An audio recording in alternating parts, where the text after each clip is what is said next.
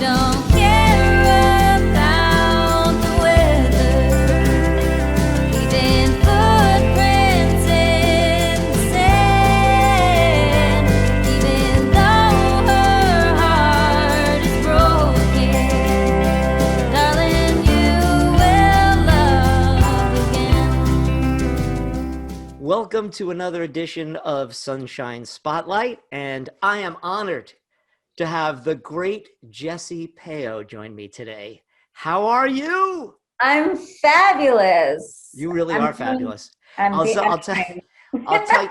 I'll tell you this. I was going to surprise you with this, and I'm going to. So Okay. first of all, everybody and their brother and their sister should go to her Instagram. This woman is so multi-talented. I didn't even know how talented she was. She sings, she dances, she acts, she writes, she plays instruments. I liken you to, you're like if Linda Ronstadt and Lucille Ball and I don't know, your best songwriters got together and was in this little package. You're it. That's cool. All right, we'll go I'll with take it. Good. So you've got some new music coming Take out it. soon. Let's talk about that. But first, I have to ask Yes. you, where does all of that come from? Like, where is your background? I'll- Did you love comedy? Did you love films and acting and music? Because it all comes through in your personality. yeah, well, I grew up with like theater parents, Oh. and both of them were always doing new projects, and they're very funny.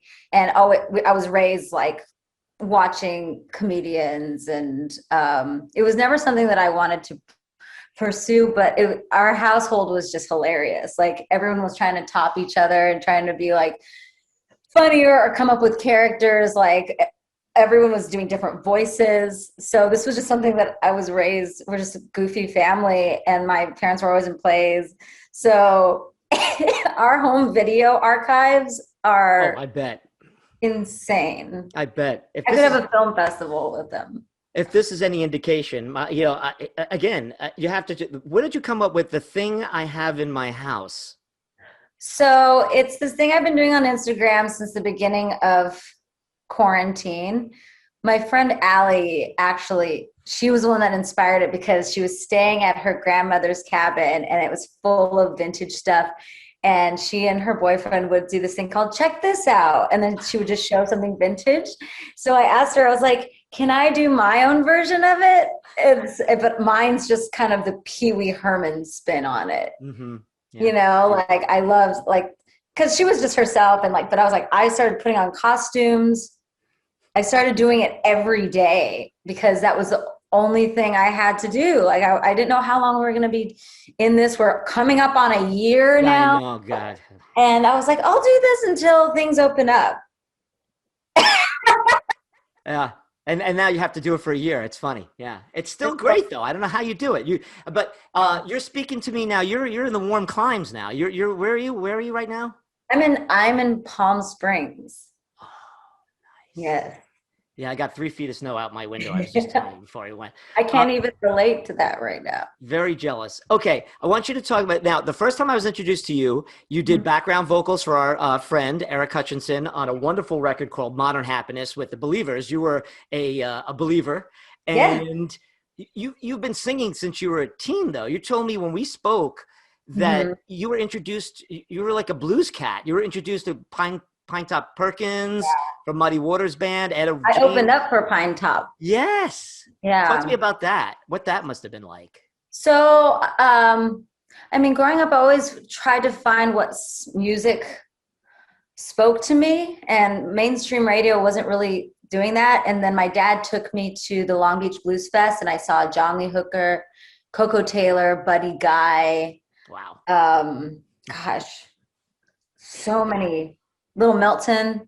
And I was like, well, this is it. Like, this is the music I've been trying to find. It spoke to me. It was just so gut wrenching, but you can move and you can dance, and it was ageless and timeless. And I just related to it so much. So that when I told my dad, he had a bunch of bands growing up. And so he's like, well, let's start a band for you.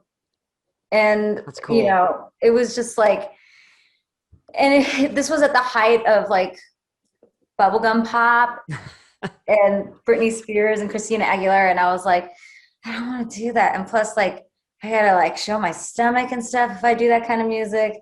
I want to be like, it doesn't matter what I look like. It doesn't matter how old I am. And strangely enough, it mattered how old I was because they thought I was too young Oh, at the time to do blues. no And, kidding. yeah, but Oh. I was about 14. And I just loved it so much. I still do. Like I with full confidence can nail down a shuffle like no one's business. It's like I can do it in my sleep. Yeah. No, I Yeah. can imagine. Your rhythm is incredible. Your dancing, even though a lot of times you're playing it for kicks, Yeah. your dancing is, you could tell you've got the rhythm in you. I'm wondering though, when I hear and we haven't even gotten to your voice yet, the wonderful work you've done with Eric and other, doing background for other things. I hear a lot of country. I mentioned Linda Ronstadt. I hear that country vibe going on there. Yeah.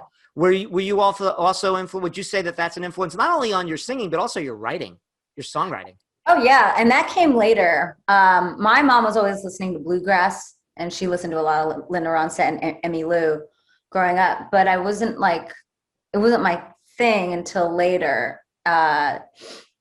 Then I started to realize I like the storytelling of country music. Right. Yeah. And it's blues and country are not, they're like siblings in Americana. So I really gravitated towards Gillian Welch and Bonnie Raitt. And I wouldn't say I'm necessarily a country artist, but I definitely like play within those realms as folk. And when I started writing, I was like, oh, and I fell in love with John Prine. And like, he's one of my favorite writers because he's got spunk, and like his spin on lyrics are just so colorful that I was like, I want to write like that. And it came second nature. Yeah, well, you can do worse than John Prine. Before we get to a performance video, I'm so honored again to have you do a performance video specifically for this show of a song called "Sometime," which is coming out in May. Yep. One of the things I thought was funny. So you sent me a clip that's on YouTube right now from a film called "The Last Laugh," right? Yeah. With Chevy Chase, Andy McDowell, and Richard Dreyfuss, and you're in a scene in this film, and we were going to play that, so please go to YouTube and check that out. But it really barely has Jessie in it, and you need to see Jessie sing and play her song. How did you get involved with that? That's so cool. Like, just Chevy Chase is throwing money in like a guitar case as you're playing. Yeah, I'm busking for Chevy Chase. Yeah. How did you get my involved? friend, one of my best friends, he wrote and directed the film, and he was like, can you send me just a couple of your songs for the movie? And I was like, yeah. So I sent him like a batch of my songs, and he's like, well, what if I like sneak you in and have you perform one of these songs? And I was like, well, yeah, of course I'll do it. He's like, you're going to be singing for Chevy and Andy. And I was like, oh, okay, I'm gonna do this. Don't get nervous or anything. Did they tell you that like that day, or did he give you like a week? No, leading up to it. You played that live? I played that live. Yeah, that was not scary at all. Wow. I was terrified. I get to set, and I've heard that Chevy is grouchy, Yes, from I've met him, yes. other people that have worked with him. So, Greg Pritikin, my friend, the director, introduces me to him, and he doesn't know who he's meeting. He's like, oh, hey. Yeah, okay. And I'm like, great.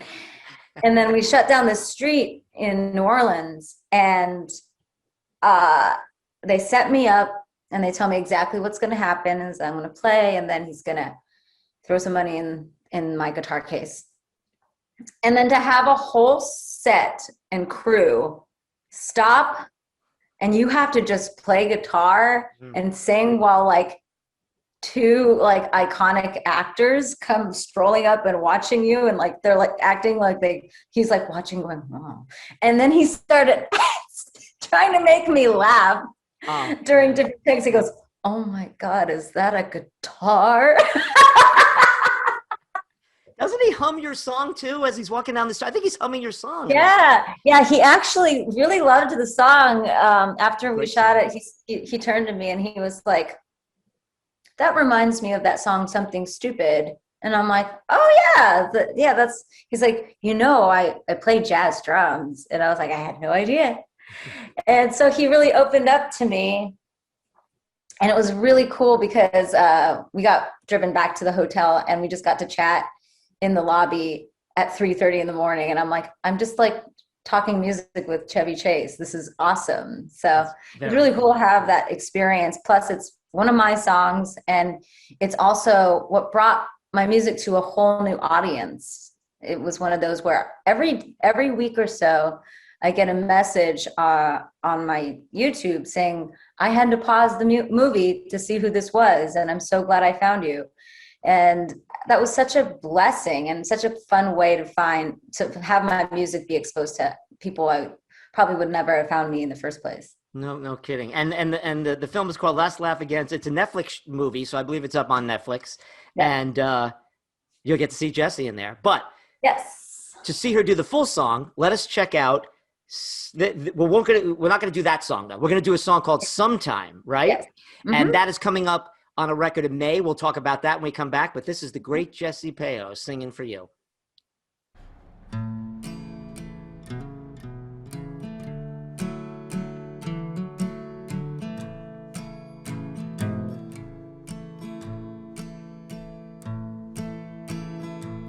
You say you're nothing without me. You promise in the moon, but I need a little space to get to know you.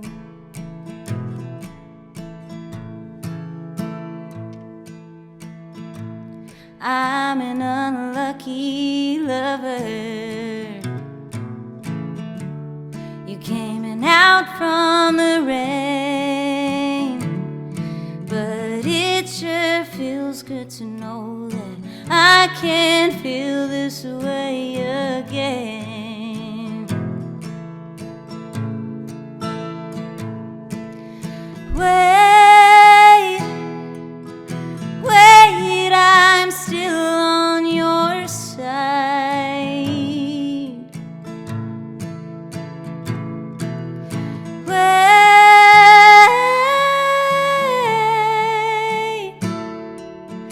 I'll give you everything if you just give me some time.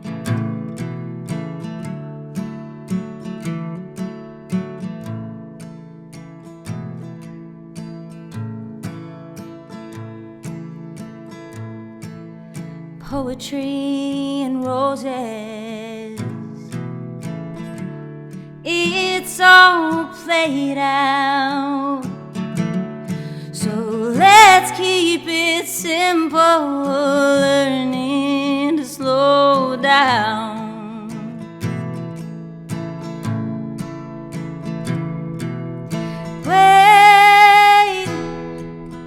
Wait, I'm still on your side.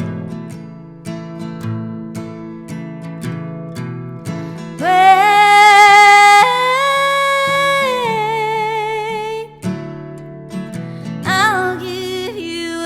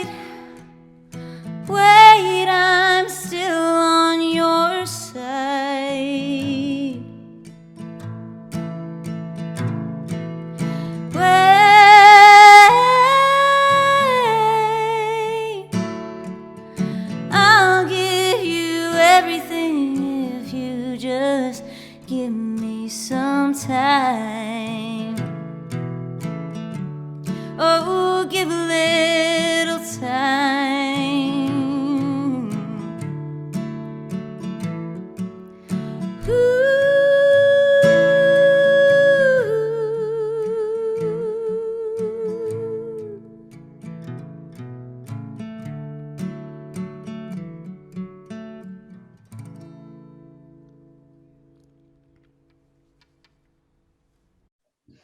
That is Sometime by Mhm. Jessie Payo, and a brand new record that's coming out in May, or a single. How you doing that, Jessie? When can they get it? Is it part of a larger collection of songs? What's going on with your new music? So I decided, because of the popularity of Dance Real Close, I never made a hard copy of it. So I decided to do a limited vinyl press of Dance Real Close. Oh, cool. And I thought it would be a nice way to also bring about a brand new song. So side A is going to be Dance Real Close, and Sometime will be side B, or however we decide. But that will be coming out in May. So I'm so bold. I asked Jessie, because we mentioned it and we didn't play the clip, if she could just give us a verse and a chorus of Dance Real Close from the film The Last Laugh. So she has her guitar, and we're going to get some live Payo right now. All right, I'm going to just sit That's back right. and enjoy this. All right.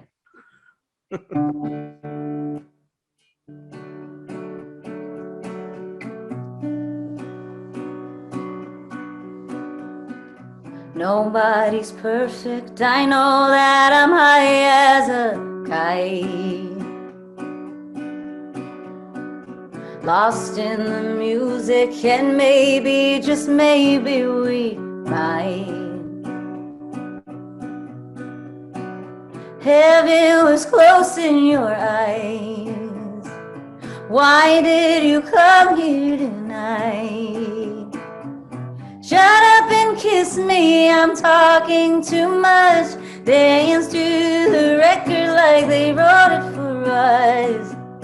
Love it for everyone, God only knows. For tonight, we can dance real close.